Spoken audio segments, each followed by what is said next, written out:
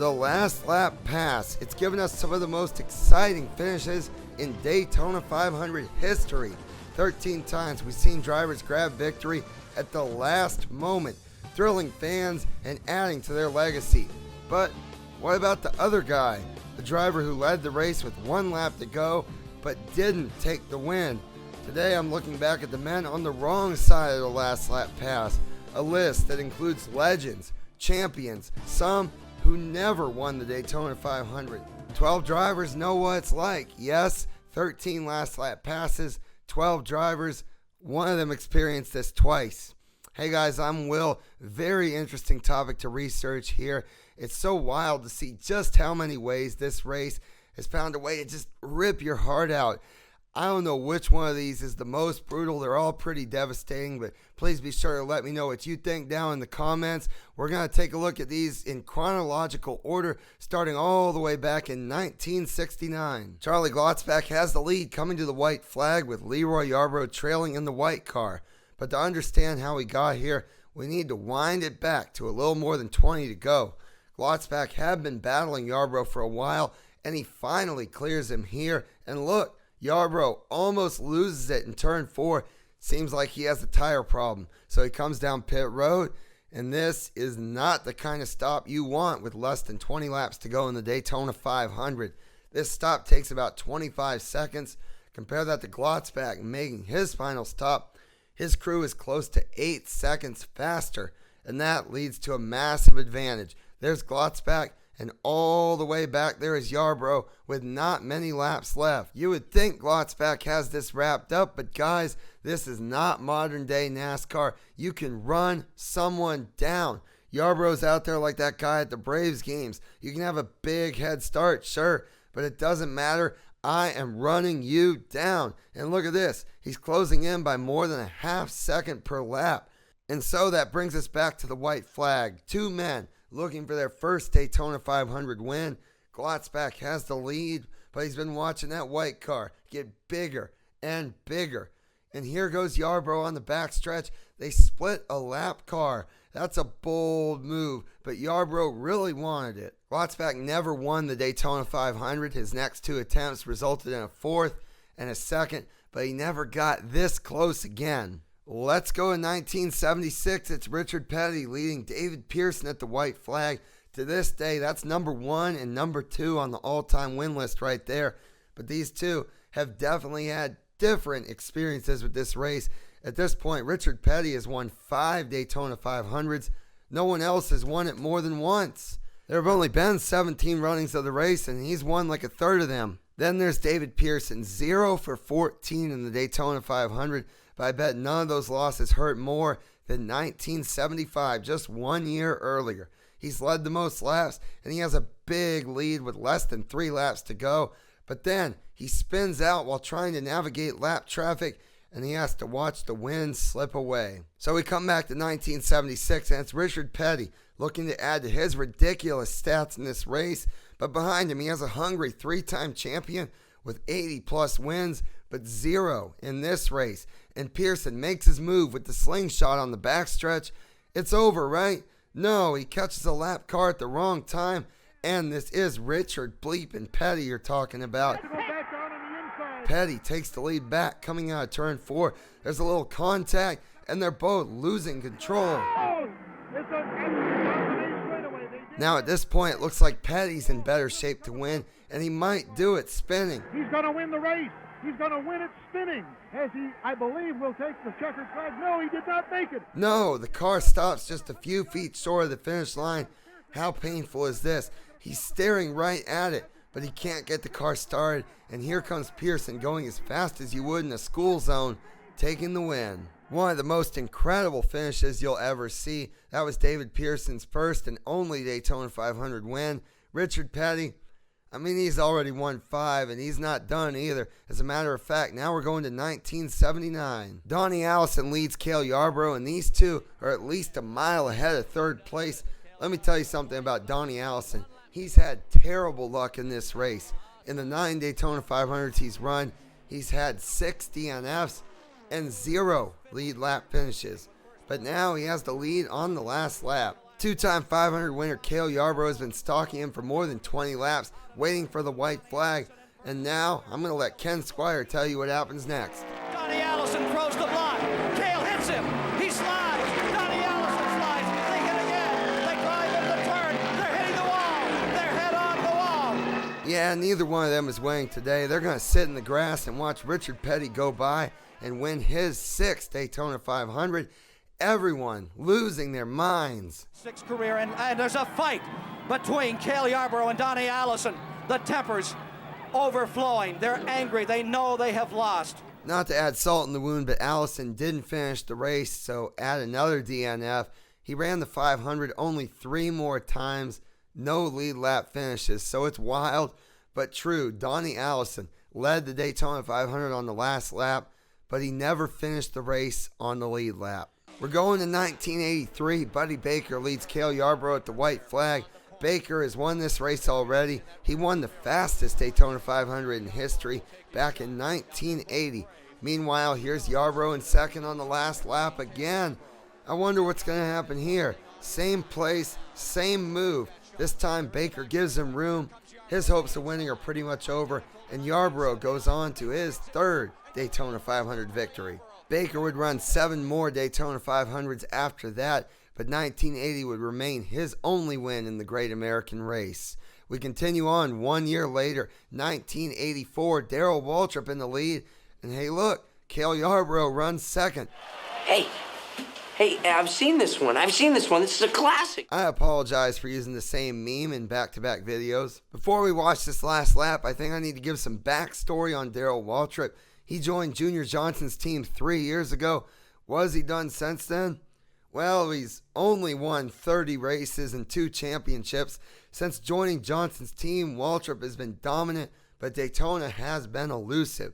A blown engine in 81, another one wall leading with less than 50 to go in 82, and a vicious crash in 83. Will Waltrip ever win this race? Well, here he is in his 12th Daytona 500 with the lead on the last lap. But we've seen this before.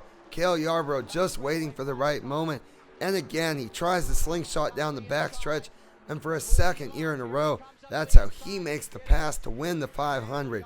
Yarborough won the pole, he led the most laps, and he knew where he needed to be to win. After the race, Waltrip wasn't sure what else he could do. You know, you got no chance, so you might as well, if I'm going to have to get smoked off, I'm going to be in the front. I couldn't pass him if I was behind him, so while following, I decided to stay in front. Who knows, maybe he got sideways, maybe the thing would have skipped a little bit or something would have happened and I could have beat him. Waltrip never won the Daytona 500 with Junior Johnson, but a few years later, he joined Rick Hendrick's team, and in 1989, he finally won this race. Was he excited? I'm in the middle of this bear hug, Ken. Car owner Rick Hendrick, driver Darrell Waltrip, wife Stevie. Oh, I won the Daytona 500. I won the Daytona 500. Yes, he was. And now we go to 1990. Dale Earnhardt leads Derek Cope at the white flag. Earnhardt's basically been unstoppable this speed weeks. He won his qualifying race and the Busch race. Everyone else is lucky he didn't qualify for the Clash. In the 500, same story. Like, look at this lead he had at one point. Absolute domination. Earnhardt's making things so uninteresting, CBS resorts to a live report under green from the production truck. Dale Earnhardt may have a new title, the Dominator in the Daytona 500. He now leads by better than 12 seconds. There's the interval back. This is literally putting people to sleep. How in the world does Earnhardt lose? Well, the caution comes out with 7 to go. Earnhardt comes in, others stay out. Now he's restarting on row 3 with only a few laps left. But it doesn't matter, that car is so strong. About a half lap later, he muscles his way back to the lead. So now we come back to the white flag, and this is where all our last lap passes have started so far, coming down the backstretch. But Earnhardt is so strong, Derek Cope can't even think about making a pass. It's all over, except it's not. Earnhardt cuts a tire in turn 3. Derek Cope drives right on by. After running that kind of race with that kind of car, you know Earnhardt has to be sick. We run over some debris and cut a right rear tire down, David. Just a quarter of a lap away from victory. Not much you could do about it. In the entire history of the Daytona 500, Only 4 drivers have led more laps in a single race than Earnhardt did that day, and all 4 of those happened in the early days of the race. In the last 50 years, no one has had a more dominant Daytona 500 than Earnhardt in 1990. To think he was less than a mile away and that happened, it's almost like he was cursed. The next 3 years, Earnhardt would win a Daytona summer race, 2 Busch clashes, 3 qualifying races, 3 Busch races, and an IROC race with this bold last lap pass. So yeah, Earnhardt is the man at Daytona, but he still hasn't won the big one. We continue on to 1993, and here's Earnhardt side by side with Dale Jarrett for the lead with 1 lap to go. Let's back it up a little bit. Earnhardt leading with 10 laps to go, and oh man, here comes the graphic with the jinx. But yes, this is the 4th Daytona 500 in 5 years that Earnhardt has led with 10 to go. He's now a 5-time champion. You know those voices have to be getting louder. Are you ever going to win the 500? So we skip ahead to 2 to go. Another strong performance from Earnhardt. More than 100 laps led, but Dale Jarrett, now in second, makes his move towards the inside, and as they come off of 4, they almost make a little contact. Side by side, heading for the white flag. Earnhardt still has the lead, but can he keep it? The inside lane has more cars, it has more momentum, and Jarrett starts to pull ahead in turn 1. And once he's clear, he's going to pull up in front of Earnhardt. This leads to one of the most iconic moments in NASCAR history when Ned Jarrett calls his son home on the broadcast. But we're not focusing on the winner here. Earnhardt not able to get another run, and that'll pretty much do it. For Earnhardt, the frustration has to be sky high. He's now led the last lap of the Daytona 500 twice, but never won it. He would win, by my count, 11 more races at Daytona in the next 5 years, and then February 15, 1998, he finally wins the Daytona 500 after 20 years of trying. 2007, Mark Martin leads Kyle Busch to the white flag. This is Martin's 23rd attempt at the Daytona 500, and I'd argue he's the best driver to never win either this race or the championship.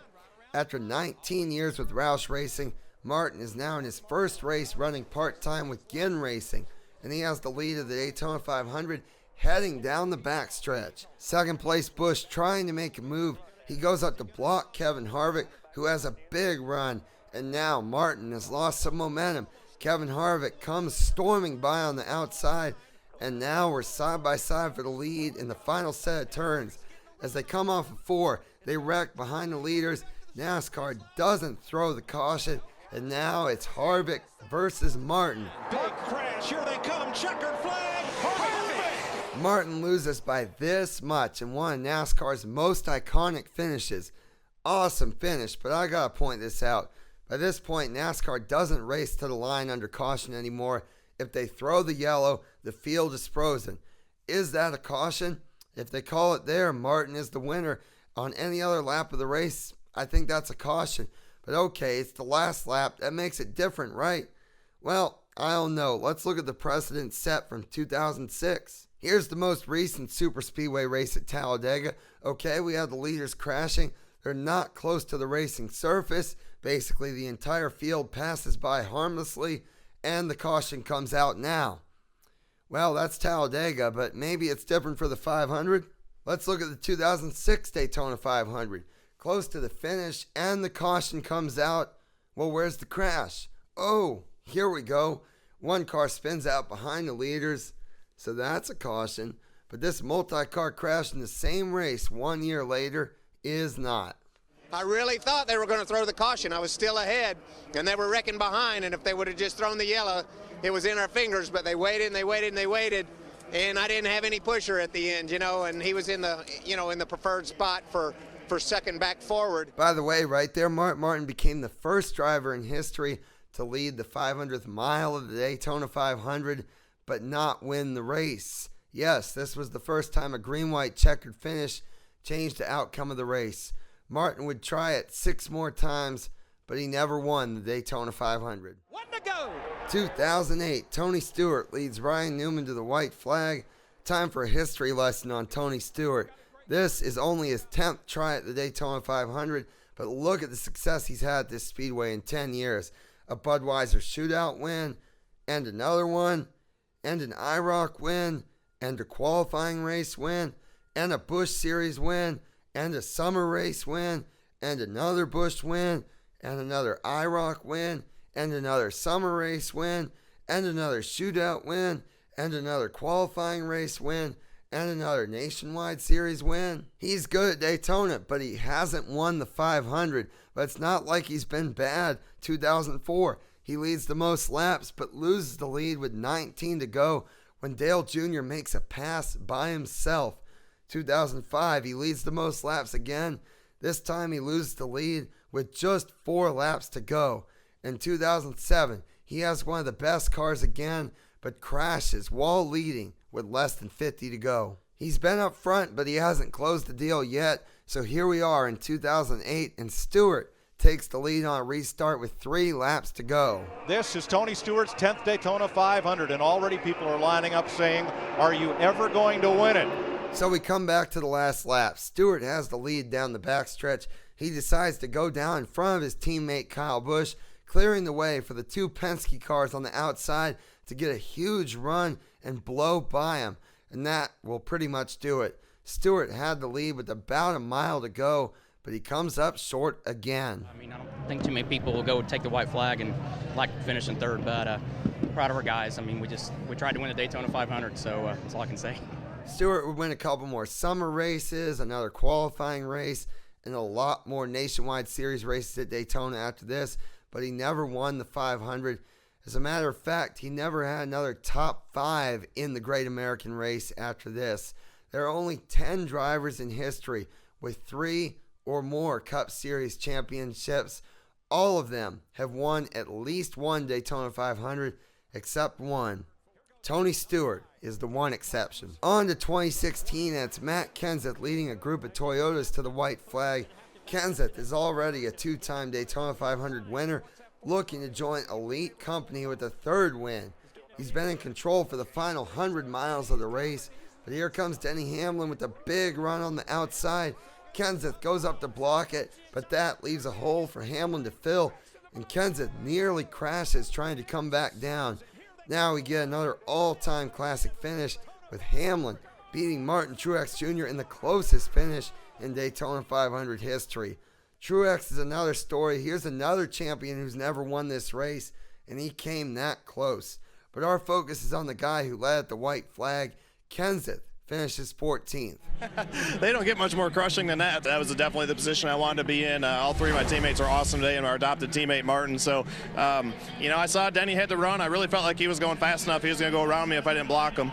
And I tried to get in front of him and get some momentum. Couldn't do it. And, they just got me turned sideways there, and I had to get back out of the gas. Matt Kenseth would run only one more Daytona 500 after that.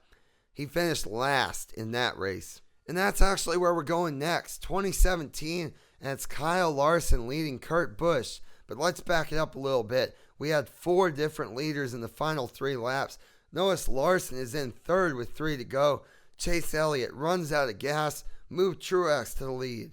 1 lap later, Larson makes a move, side drafts Truex, and clears him for the lead on his own. And now that talented young driver is a lap and a half away from a Daytona 500 win. Now, Kurt Busch is in 2nd, a veteran driver and series champion with no Daytona 500 trophies. That's how it stacks up as we come back to the last lap. Busch outmaneuvers Larson, and he gets help from fellow Ford Ryan Blaney.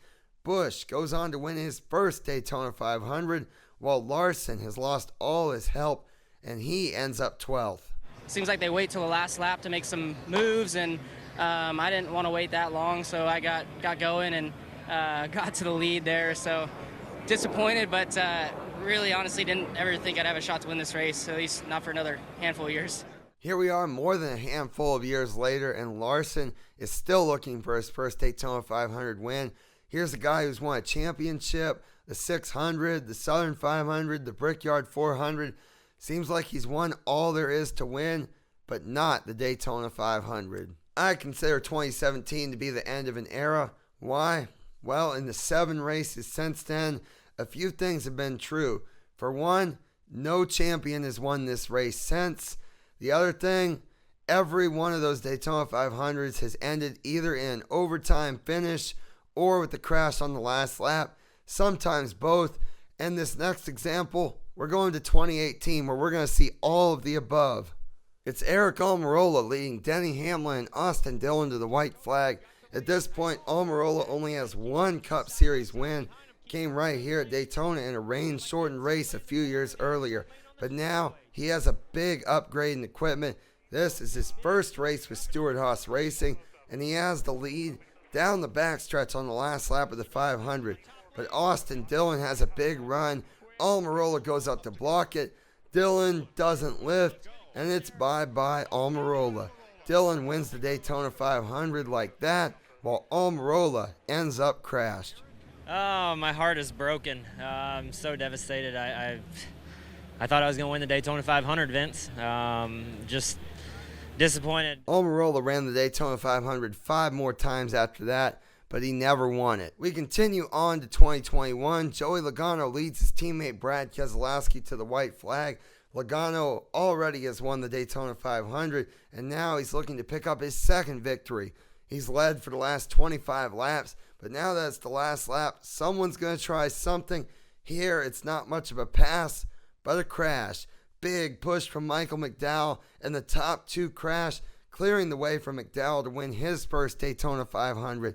Logano's car is junked, and he's frustrated. Obviously, Logano's story isn't over yet. He's still searching for his second Daytona 500 victory. I don't know if it's just me, but the closer we get to the modern day, the sadder I get just seeing what this race used to be and kind of what it's become. Hopefully this year we can get a battle between the sport's best drivers and teams and no big end-of-race crashes, but not holding my breath on that one. That's the end of our list of drivers who led on the last lap but didn't win the race. They're all brutal, right? Again, I don't know which one of these had to hurt the most, so please be sure to let me know what you think down in the comments. Thanks for watching, guys. More motorsports content to come. Just getting started here, so if you've made it this far, please subscribe. Thanks.